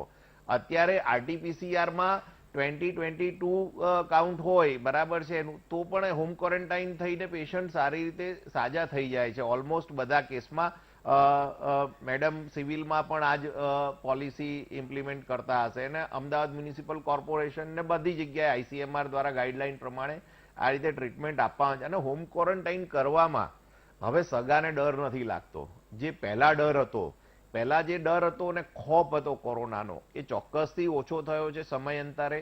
અને એના કારણે પણ ઘણા લોકો જે કોરોનાની SOP છે એને એક્સેપ્ટ કરવા તૈયાર નથી, કે માસ્ક નથી પહેરતા, આ બધું. એટલે કુલ મળીને કોરોનાનો સેકન્ડ વેવ છે. ચોક્કસ ગુજરાત અને ભારત દેશના જે ડોક્ટર્સ અને કોરોના વોરિયર્સ છે, ફ્રન્ટલાઈન બધા ડોક્ટર્સ, નર્સ, આયાબેન ને બધા, આ બધા ભેગા મળીને જે સેકન્ડ વેવ આવી છે, એને ચોક્કસ એ વેવ આવે ત્યારે એનો ગ્રાફ અપ થતો હોય છે અને સ્ટેડી થઈને પછી ડાઉન થતો હોય છે. એટલે એનો ટાઈમ તો ચોક્કસ માગશે. કદાચ એને ડાઉન થતા હજી આપણે 1 મહિનો રાહ જોવી પડશે. ત્યાં સુધી એક વેક્સિનેશન પર મારું એક સ્પેશિયલ માનનીય વડાપ્રધાન શ્રી માનનીય રૂપાણી સાહેબ અને નીતિનભાઈ સાહેબને એક નિવેદન છે, વિનંતી છે કે સ્મોલ પોક્સ જ્યારે 1967 થી 77 સુધી જે આવ્યું અને એના ઇરેડિકેશનમાં એક મોટા ઇસ્યુ વેક્સિનેશનના હતા, ત્યારે એ વખતે રિંગ વેક્સિનેશન ઇમ્પ્લિમેન્ટ કરેલું કે ભાઈ અમદાવાદ છે તો અમદાવાદનું આખા બધી જ પોપ્યુલેશનનું વેક્સિનેશન શરૂ કરો. 45 નહીં, 18 અબ જેટલાનું વેક્સિનેશનના જે એજ ગ્રુપમાં ટ્રાયલ થાય બધાને વેક્સિન આપી દો. એવું સ્મોલ બોક્સમાં આપણે એ પ્રયોગ કરેલો જે તે સમયે, અને એનું ઇફેક્ટિવ રિઝલ્ટ પણ જે તે વર્ષોમાં મળ્યું અને સ્મોલ પોક્સ આખા દુનિયામાંથી ઇરેડિકેટ થઈ ગયો છે. તો કોરોનામાં અમદાવાદ, સુરત, બરોડા, રાજકોટ આ જગ્યાએ કેસની સંખ્યા વધારે છે. મહારાષ્ટ્રની મુંબઈ, પૂના, નાગપુર, તો આવા સેન્ટર આપણે સિલેક્ટ કરી લેવાના અને ત્યાં એ આખા સેન્ટરમાં બધી જ પોપ્યુલેશનનું વેક્સિનેશન કરી દેવું જોઈએ. તો ચોક્કસ આપણને એની ઇફેક્ટિવનેસ મળશે અને આવનારા 2-3 મહિનામાં આ એરિયામાંથી તો ચોક્કસ કોરોનાના કેસ ઓલમોસ્ટ 0ની નજીક પહોંચી જઈએ તો પણ કહેવાય નહીં. પણ આવું ઇમ્પ્લિમેન્ટ ઇમિડિયેટ ઇફેક્ટથી કરવું જોઈએ અને એ ICMR અને જે કોવિડ સ્ટેરિંગ કમિટી લોકોએ પણ ચર્ચા કરવી જોઈએ. બિલકુલ બિલકુલ. તો આગળ આપણે આ વેક્સિનને લઈને જ એક ખાસ પ્રશ્ન કરવાનો છે કે હવે જે કેસ વધી રહ્યા છે તેમાં વેક્સિન અને લોકડાઉન એ બંને કેટલા કારગત નીવડશે? કારણ કે ઘણા બધા આપણે એવા પણ કેસ જોયા છે કે 1 વેક્સિન લીધી હોય અને કોરોના થયો હોય, 2 વેક્સિન લીધી હોય અને કોરોના થયો હોય. તો આ બધું શું છે તે પણ આપણે જાણીશું, કારણ કે આપણે તો 1 વર્ષનો હવે તો આપણા બધા જ ડોક્ટર પાસે અનુભવ છે, તો તેમની પાસેથી એ પણ જાણવાનું છે. એક બ્રેક બાદ આપનું સ્વાગત છે. આપણે પહેલા જે વાત કરતા હતા વેક્સિનની વાત, તો એમાં એક મહત્વની વાત એ આવી છે ડોક્ટર વસંત, આપણે ઘણા બધા એવા પણ હવે ટેસ્ટ હોય છે કે આપણે એન્ટીબોડી આપણી કેટલી છે પેલા પર્સન્ટેજમાં ખબર પડે. તો એવું કંઈ હવે થયું છે કે બંને વેક્સિન આપણે લઈ લઈએ પછી આપણી એન્ટીબોડી કેટલી જનરેટ થાય છે? એટલે ધારો કે બંને વેક્સિન લીધા પહેલા કેટલી હતી અને પછી કેટલી થઈ, એવું કશું છે ખરું? ચોક્કસથી મિથુન, જે અમદાવાદ મ્યુનિસિપલ કોર્પોરેશન ને એના અર્બન હેલ્થ સેન્ટર દ્વારા જેના 2 ડોઝ વેક્સિનેશન પતી ગયા એના પછીના એમના સેમ્પલ, મારું પણ સેમ્પલ મેં આપ્યું છે, પરંતુ એને ઘણો સમય થઈ ગયો, પરંતુ એના હજી સુધી રિઝલ્ટ ડિક્લેર કરવામાં નથી આવ્યા. તમે સેમ્પલ લીધું છે તો એના રિઝલ્ટ તમે ડિક્લેર કરી દો તો ખબર પડે અમને પણ કે ભાઈ વેક્સિનેશન પછી પોસ્ટ વેક્સિનેટેડ કેટલી એન્ટીબોડી ટાઇટર અમારું છે. બરાબર, અમે વોલેન્ટરીલી ઘણા બધા ડોક્ટર્સે એમાં રિપોર્ટ્સ માટે બ્લડ બી આપ્યું છે, 2 વાર આપ્યું છે, હજી સુધી એક પણનો રિપોર્ટ નથી આવ્યો. અને અમે પૂછતા હોઈએ છીએ અર્બન હેલ્થ સેન્ટરમાં તો કે અમારી પાસે પણ નથી આવ્યો. એટલે આવું અસમંજસમાં ના આવવું જોઈએ. તમે જ્યારે સિરો સર્વે તમે સ્ટડી કરો છો તો immediately you work on it અને એનું રિઝલ્ટ તમે ડિક્લેર કરો તો અમને પણ ઉત્સાહ રહે કે ભાઈ આનું એન્ટીબોડી ટાઇટર અમારું આટલું જ થયું છે. એટલે એ ચોક્કસથી સરકારે એને ડિક્લેર કરી દેવું જોઈએ ઇમિડિયેટ ઇફેક્ટથી. અમદાવાદથી એક દર્શક મિત્ર છે આપણી સાથે. જી, આપનો શું પ્રશ્ન છે? હેલો, બાપુભાઈ બોલું, ચાંદખેડાથી. જી, શું કહો છો? બોલું. Hello, hello. હાજી હાજી. હેલો.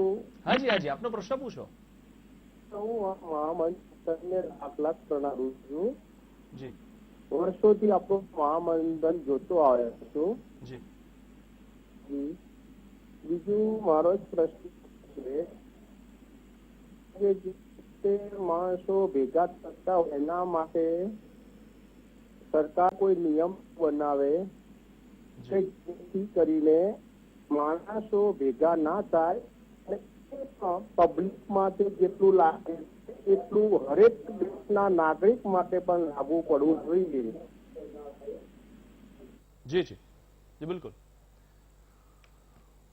જી બિલકુલ. ડોક્ટર વસંત, બધાને લાગુ પડવો જોઈએ નિયમ. હવે આપણા માટે તો ખરેખર એવું કહેવાય કે નિયમો સ્પેશિયલ લોકો માટે અલગ હોય અને સ્પેશિયલ લોકો માટે એટલે કે આપણી આમ જનતા માટે અલગ હોય છે. ચોક્કસથી જે દર્શક મિત્રે જે વ્યથા રજૂ કરી છે એવી વ્યથા રાજકીય પાર્ટીઓના દરેક કાર્યકર્તાઓની પણ છે અને સામાન્ય જનતાની તો એમનાથી વધારે છે. કારણ કે રાજકીય પાર્ટીના કાર્યકર્તા જ્યારે સંમેલન કે સભા સરઘસમાં જતા હોય ત્યારે પોલીસ કદાચ એમને નથી રોકતી અને કોઈ દંડની જોગવાઈ પણ નથી હોતી અને કરી નથી. પરંતુ એ જ કાર્યકર્તા જ્યારે એકલો ગાડીમાં કે માસ્ક વગર પકડાય ત્યારે એને ચોક્કસ દંડ ભરવો પડે છે. ત્યારે એ લોકોને પણ અકળામણ થતી હોય છે. એટલે દર્શક મિત્રની જે વ્યથા છે એને ચોક્કસ પ્રજાની વ્યથા સમજી સરકારશ્રીએ આના વિશે કંઈ વિચારવું જોઈએ અને ચોક્કસથી જે નિયમ છે તો બધા માટે નિયમ એક સરખા લાગુ પડવા જોઈએ જેથી કોઈના ઉપર સામાન્ય જનતાને અવિશ્વાસની લાગણીનો ભાવ ના થાય. જી જી. ડોક્ટર અતુલ, આપને પૂછવા માંગીશ કે હવે ઘણા બધા ડોક્ટર્સે તો બંને વેક્સિન લઈ લીધી છે એટલે કે 2 ડોઝ લઈ લીધા છે. ઘણા બધા લોકોએ અત્યાર સુધી 1 ડોઝ લીધા છે. એક મહત્વની વાત એ સામે આવી છે કે થોડા દિવસો પહેલા એવું કહેવાતું હતું કે પહેલો ડોઝ લો ત્યારબાદ 28 દિવસ બાદ બીજો ડોઝ લેવાનો. હવે અચાનક એમાં ચેન્જ આવ્યો છે કે 28 દિવસ નહીં 2 મહિના બાદ બીજો ડોઝ લેવાનો. તો આ એકદમ બ્રહ્મજ્ઞાન કેમ આવ્યું છે અને એના પાછળનું શું કારણ?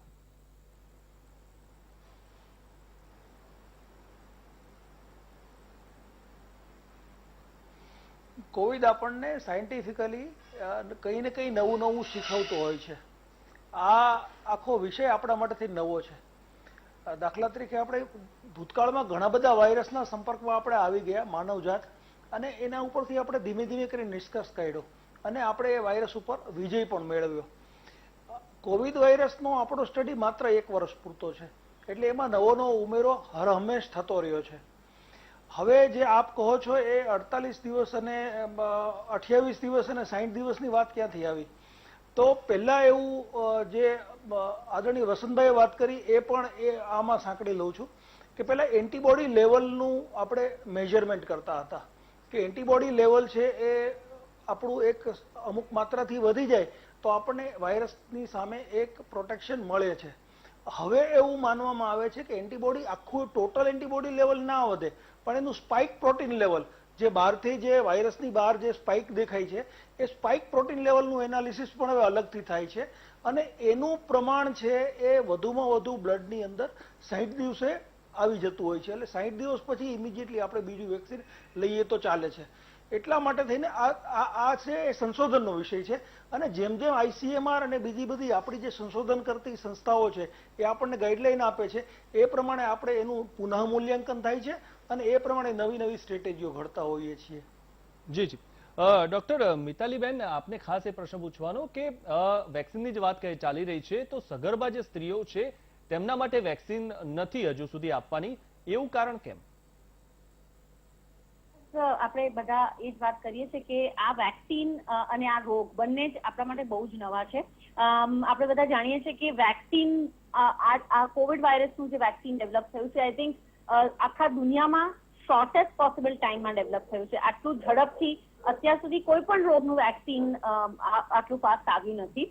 એટલે બીજી વસ્તુ એ છે કે આના માટે ડેટા જે હોય છે કે આ વેક્સિનની સેફટી, એફિકસી અલગ અલગ ગ્રુપ ઓફ પીપલમાં, એટલે જ બાળકોમાં પણ આ વેક્સિન આપણે અત્યારે નથી આપી રહ્યા, કારણ કે એની અંદર જે ડેટા છે એ હજી સુધી આપણી પાસે એટલી બધી નથી કે આપણે પ્રેગ્નેન્ટ વિમેન અને પ્રેગ્નેન્ટ જે લેડી છે એ એના બાળકને આ ટ્રાન્સમિટ કરે છે, એનાથી કોઈ બાળકની ઉપર કોઈ બીજી અસરો થાય છે એના ડેવલપમેન્ટમાં કે ગ્રોથમાં, આ બધા કોઈ ડેટા કારણ કે અવેલેબલ નથી. એટલે અત્યારના કોશિયસ યુઝ કીધેલો છે પ્રેગ્નેન્ટ વિમેનમાં.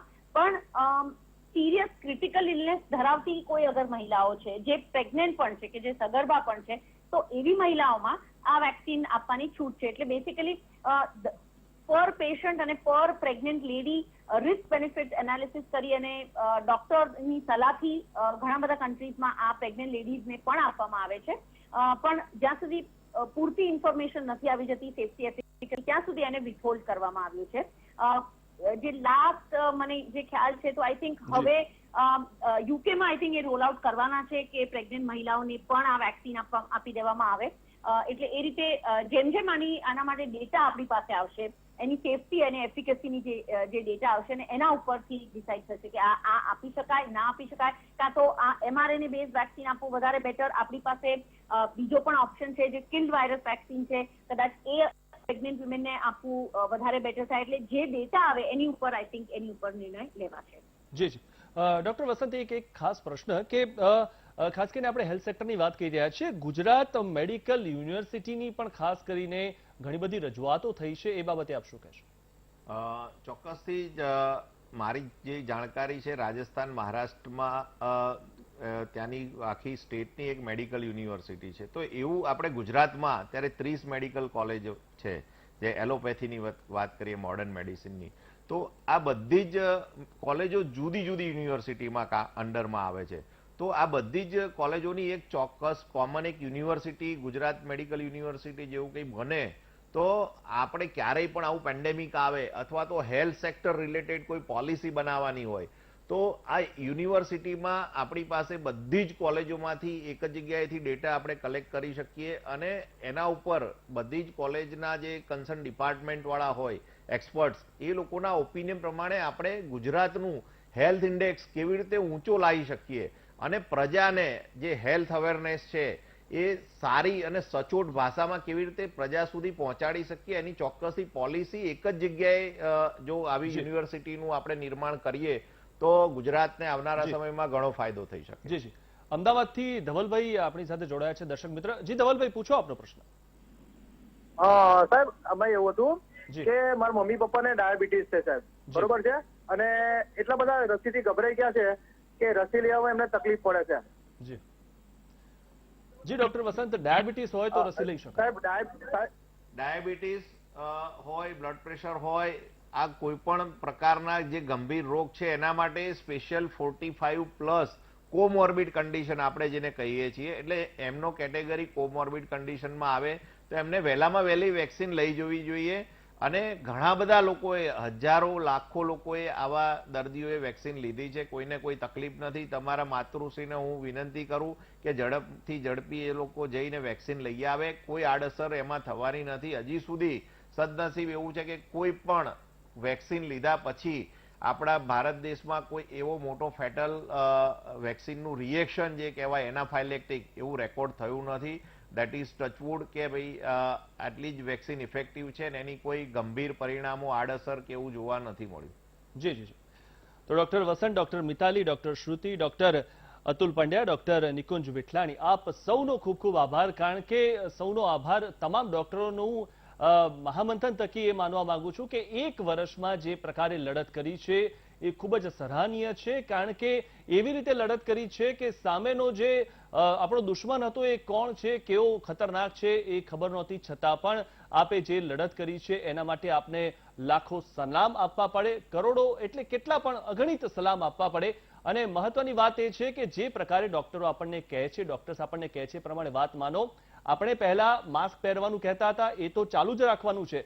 સાથે જ્યારે તમારો વારો આવે ત્યારે વેક્સિન પણ જરૂર લેવાની છે. 1 તારીખથી 45+ વાળાની જે વેક્સિન ચાલુ થવાની છે, એટલે કે રાહ ના જુઓ કે બાજુવાળા લઈ આવશે પછી એમને સારું થશે કે અથવા શું થાય છે પછી આપણે લેવા જઈશું, એવું નહીં. જેવો તમારો વારો આવે એવું તરત વેક્સિન લઈ આવવાની છે અને તરત હવે મળી જાય છે. એવા પણ બહાના ન કાઢતા કે નજીકના નથી મળતું, થોડાક આગળ જવું પડે છે. થોડુંક આગળ જવું પડે તો જાઓ, ફ્રીમાં વેક્સિન મળે છે, લઈ લેજો. કારણ કે જિંદગી મહત્વની છે, બીજી લહેર સામે પણ આપણને જીતવાનું છે. તો આજના મહામંથનમાં અત્યારે બસ આટલું જ. રજા આપશો.